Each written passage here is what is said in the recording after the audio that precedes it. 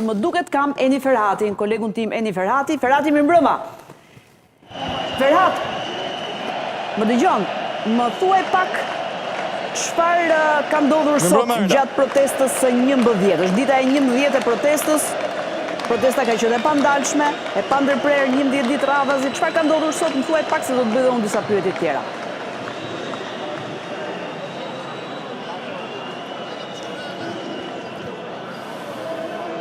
Në fakt, agenda dhe itinerari i protestës qytetarëve ka qenë i njëjtë me 10 ditët e kaluara, janë nisur nga sheshi Skënderbej rreth orës 18:25 minuta. Këtë herë sot e prin fakt turmën studentët, grupimi i studentëve, të cilët me pankarta nduar kanë lëshuar dhe ato mesazhet e tyre, ka vijuar dhe po vijojnë fjalimet para mini podiumit të improvizuar për para kryeministrisë dhe nuk dihet se kur do të përfundojnë fjalimet dhe kur do të nisë marshimi më pas në akset apo rrugët e kryeqytetit. Ditën e sotme e reja, çka mund të them është fakti që zyrtaria temi që edhe Partia Demokratike i është bashkuar, sepse kanë parë simpatizant të Partisë Demokratike, opozitës, sot në protest, ish deputet e tjerë me radhë, ndërkohë që kam vënë re po ashtu që me kalimin e minutave, pra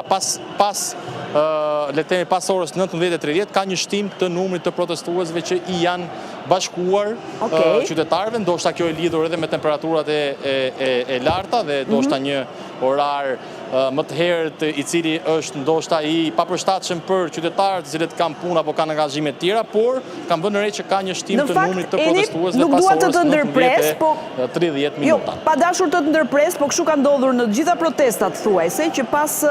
pas fjalimeve aty në shesh kur nis ai marshimi i qytetarëve, aty shtohen edhe numri i protestuesve. Më the që ke parë edhe prezencën e antarëve të Partisë Demokratike, të simpatizantëve pas kërkesës që ka bërë Berisha. Incidente pati ditën e sotme apo jo?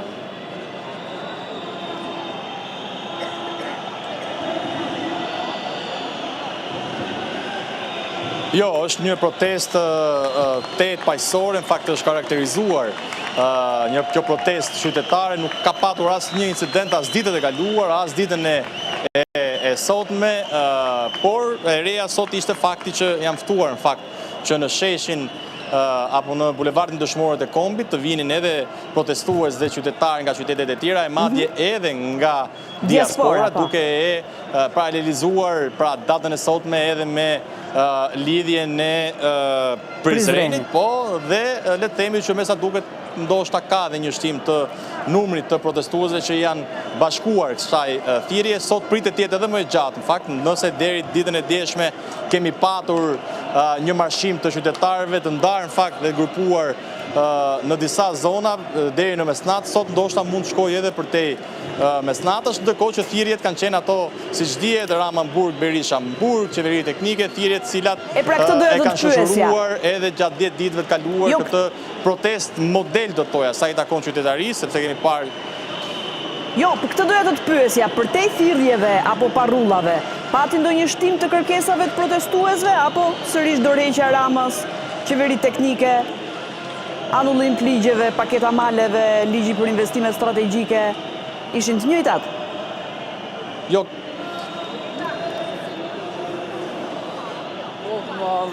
Kanë qenë identike, pra